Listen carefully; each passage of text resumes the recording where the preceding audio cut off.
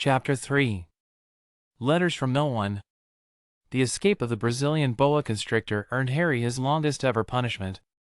By the time he was allowed out of his cupboard again, the summer holidays had started and Dudley had already broken his new video camera, crashed his remote control airplane, and, first time out on his racing bike, knocked down old Mrs. Figg as she crossed Privet Drive on her crutches. Harry was glad school was over, but there was no escaping Dudley's gang, who visited the house every single day. Piers, Dennis, Malcolm, and Gordon were all big and stupid, but as Dudley was the biggest and stupidest of the lot, he was the leader. The rest of them were all quite happy to join in Dudley's favorite sport, Harry hunting. This was why Harry spent as much time as possible out of the house, wandering around and thinking about the end of the holidays, where he could see a tiny ray of hope. When September came, he would be going off to secondary school and, for the first time in his life, he wouldn't be with Dudley. Dudley had been accepted at Uncle Vernon's old private school, Smeltings. Piers Polkiss was going there too. Harry, on the other hand, was going to Stonewall High, the local public school. Dudley thought this was very funny. They stuff people's heads down the toilet the first day at Stonewall, he told Harry. Want to come upstairs and practice? No, thanks, said Harry. The poor toilets never had anything as horrible as your head down it, it might be sick. Then he ran, before Dudley could work out what he'd said. One day in July, Aunt Petunia took Dudley to London to buy his Smeltings uniform, leaving Harry at Mrs. Figg's. Mrs. Figg wasn't as bad as usual. It turned out she'd broken her leg tripping over one of her cats, and she didn't seem quite as fond of them as before. She let Harry watch television and gave him a bit of chocolate cake that tasted as though she'd had it for several years. That evening, Dudley paraded around the living room for the family in his brand new uniform. Smelting's boys wore maroon tailcoats, orange knickerbockers, and flat straw hats called boaters. They also carried knobless sticks, used for hitting each other while the teachers weren't looking. This was supposed to be good training for later life. As he looked at Dudley in his new knickerbockers, Uncle Vernon said gruffly that it was the proudest moment of his life. Aunt Petunia burst into tears and said she couldn't believe it was her Ickle Dudleykins, he looked so handsome and grown up. Harry didn't trust himself to speak. He thought two of his ribs might already have cracked from trying not to laugh. Asterisk, asterisk, asterisk, there was a horrible smell in the kitchen the next morning when Harry went in for breakfast. It seemed to be coming from a large metal tub in the sink. He went to have a look. The tub was full of what looked like dirty rags swimming in gray water. "What's this?" he asked Aunt Petunia. Her lips tightened as they always did if he dared to ask a question. "Your new school uniform," she said. Harry looked in the bowl again. "Oh," he said, "I didn't realize it had to be so wet." "Don't be stupid," snapped Aunt Petunia. "I'm dyeing some of Dudley's old things gray for you. It'll look just like everyone else's when I've finished." Harry seriously doubted this, but thought it best not to argue. He sat down at the table and tried not to think about how he was going to look on his first day at Stonewall High, like he was wearing bits of old elephant skin, probably. Dudley and Uncle Vernon came in, both with wrinkled noses because of the smell from Harry's new uniform.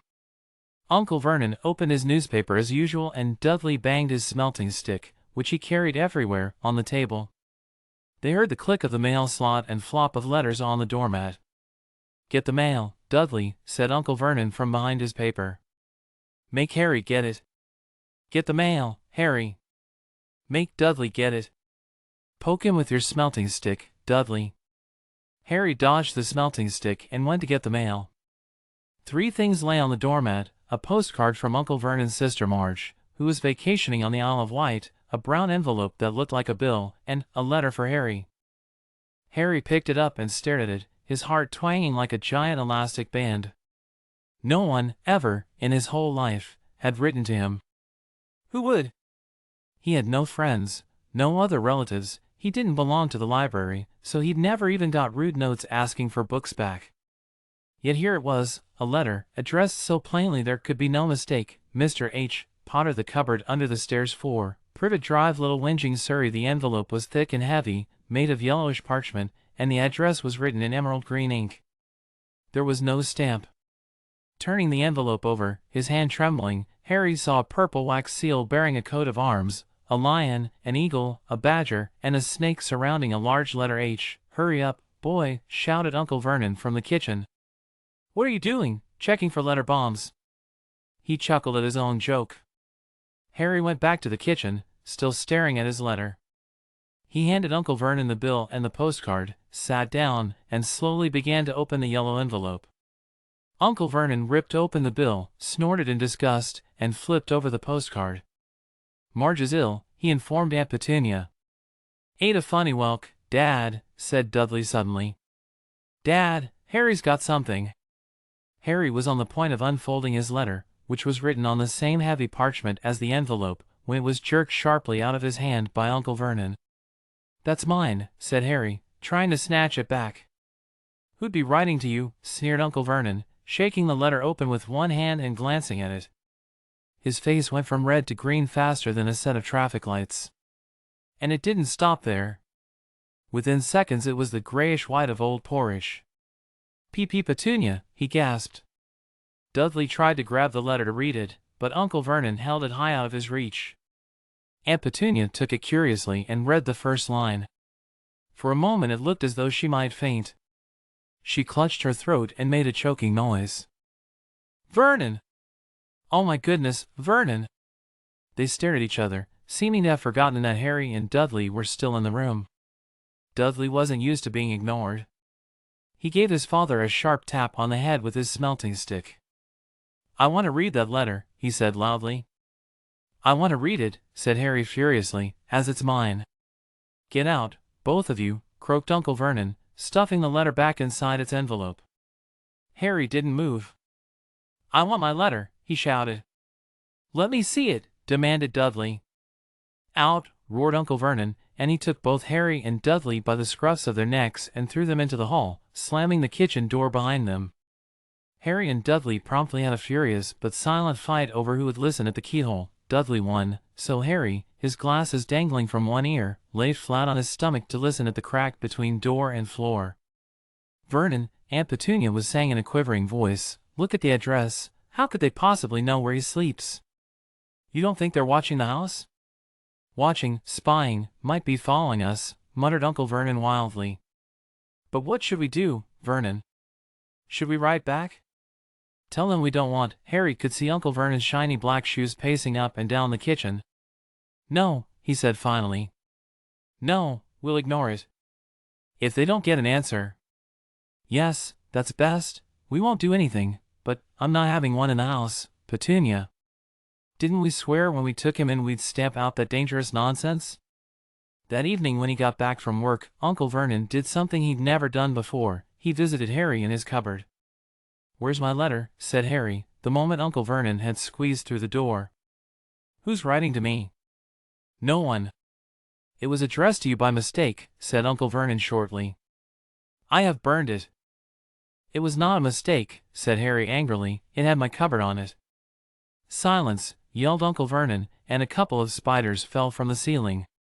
He took a few deep breaths and then forced his face into a smile, which looked quite painful. Yes, Harry, about this cupboard. Your aunt and I have been thinking, you're really getting a bit big for it. We think it might be nice if you moved into Dudley's second bedroom." "Why?" said Harry. "Don't ask questions," snapped his uncle.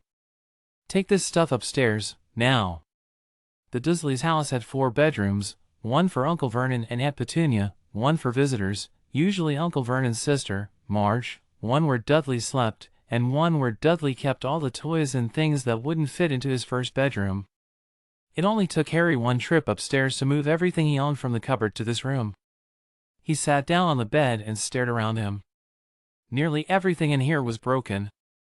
The month-old video camera was lying on top of a small, working tank Dudley had once driven over the next-door neighbor's dog. In the corner was Dudley's first-ever television set, which he'd put his foot through when his favorite program had been cancelled. There was a large birdcage, which had once held a parrot that Dudley had swapped at school for a real air rifle, which was up on a shelf with the end all bent because Dudley had sat on it.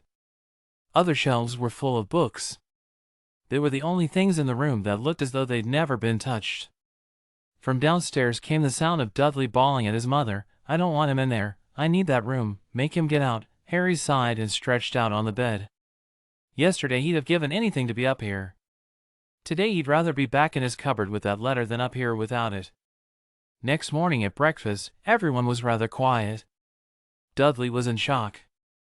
He'd screamed, whacked his father with his smelting stick, been sick on purpose, kicked his mother, and thrown his tortoise through the greenhouse roof, and he still didn't have his room back. Harry was thinking about this time yesterday and bitterly wishing he'd opened the letter in the hall. Uncle Vernon and Aunt Petunia kept looking at each other darkly.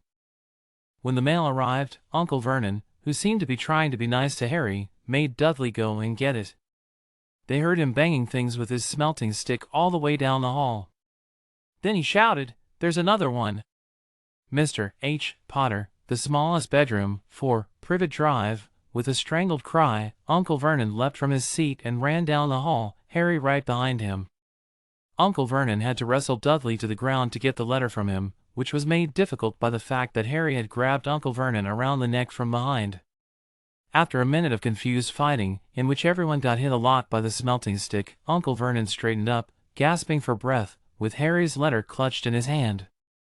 "Go to your cupboard, I mean, your bedroom," he wheezed at Harry. "Dudley, go, just go." Harry walked round and round his new room. Someone knew he had moved out of his cupboard, and they seemed to know he hadn't received his first letter. Surely that meant they'd try again?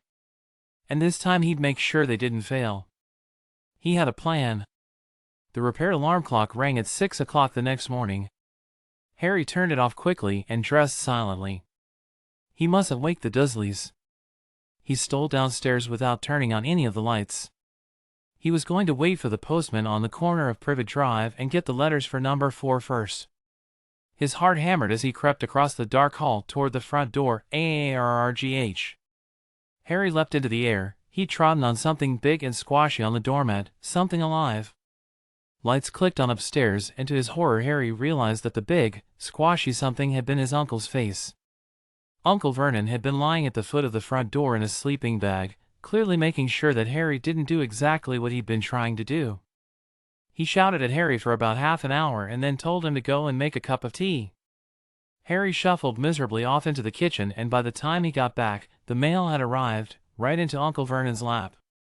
Harry could see 3 letters addressed in green ink. "I want," he began, but Uncle Vernon was tearing the letters into pieces before his eyes. Uncle Vernon didn't go to work that day. He stayed at home and nailed up the mail slot. "See," he explained to Aunt Petunia through a mouthful of nails, "if they can't deliver them they'll just give up." "I'm not sure that'll work, Vernon." "Oh, these people's minds work in strange ways, Petunia, they're not like you and me," said Uncle Vernon, trying to knock in a nail with the piece of fruit cake Aunt Petunia had just brought him. On Friday, no less than 12 letters arrived for Harry. As they couldn't go through the mail slot, they had been pushed under the door, slotted through the sides, and a few even forced through the small window in the downstairs bathroom. Uncle Vernon stayed at home again. After burning all the letters, he got out a hammer and nails and boarded up the cracks around the front and back doors so no one could go out.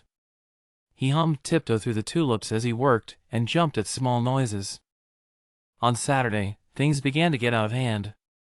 24 letters to Harry found their way into the house, rolled up and hidden inside each of the 24 eggs that their very confused milkman had handed Aunt Petunia through the living room window. While Uncle Vernon made furious telephone calls to the post office and the dairy trying to find someone to complain to, Aunt Petunia shredded the letters in her food processor. "Who on earth wants to talk to you this badly?" Dudley asked Harry in amazement. On Sunday morning, Uncle Vernon sat down at the breakfast table looking tired and rather ill, but happy. No post on Sundays, he reminded them cheerfully as he spread marmalade on his newspapers. No damn letters today. Something came whizzing down the kitchen chimney as he spoke and caught him sharply on the back of the head. Next moment, 30 or 40 letters came pelting out of the fireplace like bullets. The Dursleys ducked, but Harry leapt into the air trying to catch one. "Out! Out!" Uncle Vernon seized Harry around the waist and threw him into the hall. When Aunt Petunia and Dudley had run out with their arms over their faces, Uncle Vernon slammed the door shut. They could hear the letters still streaming into the room, bouncing off the walls and floor. "That does it," said Uncle Vernon, trying to speak calmly but pulling great tufts out of his mustache at the same time. "I want you all back here in 5 minutes ready to leave." We're going away. Just pack some clothes. No arguments. He looked so dangerous with half his mustache missing that no one dared argue. 10 minutes later they had wrenched their way through the boarded-up doors and were in the car, speeding toward the highway. Dudley was sniffling in the back seat. His father had hit him round the head for holding them up while he tried to pack his television, VCR, and computer in his sports bag. They drove. And they drove. Even Aunt Petunia didn't dare ask where they were going. Every now and then Uncle Vernon would take a sharp turn and drive in the opposite direction for a while. "Shake him off, he would mutter whenever he did this. They didn't stop to eat or drink all day. By nightfall Dudley was howling. He'd never had such a bad day in his life. He was hungry, he'd missed 5 television programs he'd wanted to see, and he'd never gone so long without blowing up an alien on his computer. Uncle Vernon stopped at last outside a gloomy-looking hotel on the outskirts of a big city. Dudley and Harry shared a room with twin beds and damp, musty sheets. Dudley snored, but Harry stayed awake, sitting on the windowsill, staring down at the lights of passing cars and wondering. They ate stale cornflakes and cold tinned tomatoes on toast for breakfast the next day. They had just finished when the owner of the hotel came over to their table. "'Excuse me, but is one of you Mr. H. Potter? Only I got about an hundred of these at the front desk." She held up a letter so they could read the green ink address. Mr. H. Potter, room 17, Railview Hotel, Cokeworth. Harry made a grab for the letter, but Uncle Vernon knocked his hand out of the way. The woman stared. "I'll take them," said Uncle Vernon, standing up quickly and following her from the dining room. Asterisk, asterisk, asterisk, wouldn't it be better just to go home, dear?" Aunt Petunia suggested timidly, hours later, but Uncle Vernon didn't seem to hear her. Exactly what he was looking for, none of them knew. He drove them into the middle of a forest, got out, looked around, shook his head, got back in the car, and off they went again. The same thing happened in the middle of a plowed field, halfway across a suspension bridge, and at the top of a multi-level parking garage. "Daddy's gone mad, hasn't he?" Dudley asked Aunt Petunia dully late that afternoon. Uncle Vernon had parked at the coast, locked them all inside the car, and disappeared. It started to rain. Great drops beat on the roof of the car. Dudley sniveled.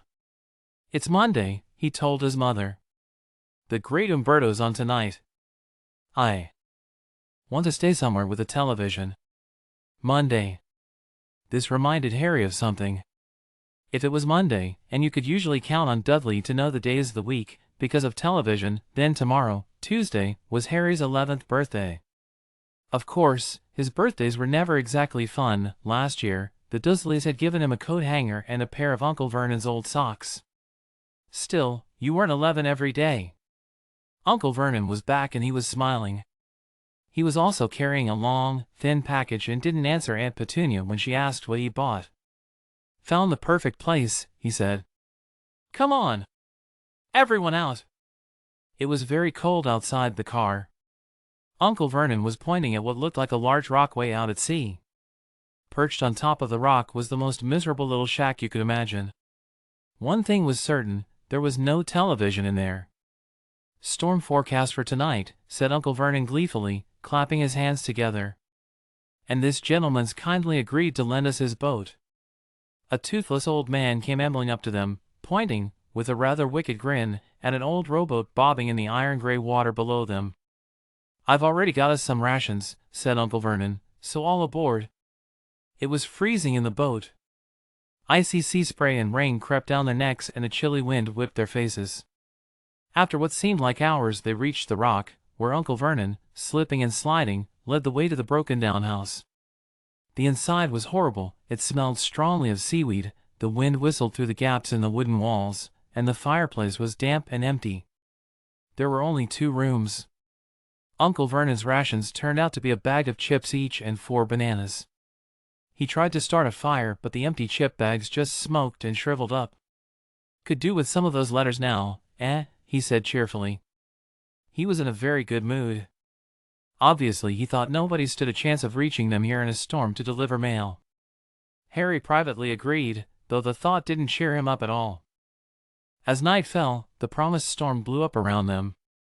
Spray from the high waves splattered the walls of the hut and a fierce wind rattled the filthy windows. Aunt Petunia found a few moldy blankets in a second room and made up a bed for Dudley on the moth-eaten sofa. She and Uncle Vernon went off to the lumpy bed next door, and Harry was left to find the softest bit of floor he could and to curl up under the thinnest, most ragged blanket. The storm raged more and more ferociously as the night went on. Harry couldn't sleep. He shivered and turned over, trying to get comfortable, his stomach rumbling with hunger. Dudley's snores were drowned by the low rolls of thunder that started near midnight. The lighted dial of Dudley's watch, which was dangling over the edge of the sofa on his fat wrist, told Harry he'd be 11 in 10 minutes' time. He lay and watched his birthday tick nearer, wondering if the Dursleys would remember at all, wondering where the letter writer was now. 5 minutes to go. Harry heard something creak outside. He hoped the roof wasn't going to fall in, although he might be warmer if it did. 4 minutes to go. Maybe the house in Privet Drive would be so full of letters when they got back that he'd be able to steal one somehow. 3 minutes to go. Was that the sea, slapping hard on the rock like that? And 2 minutes to go. What was that funny crunching noise? Was the rock crumbling into the sea? 1 minute to go and he'd be 11. 30 seconds, 20, 10, 9, maybe he'd wake Dudley up, just to annoy him. 3, 2, 1. Boom! The whole shack shivered and Harry sat bolt upright, staring at the door. Someone was outside, knocking to come in.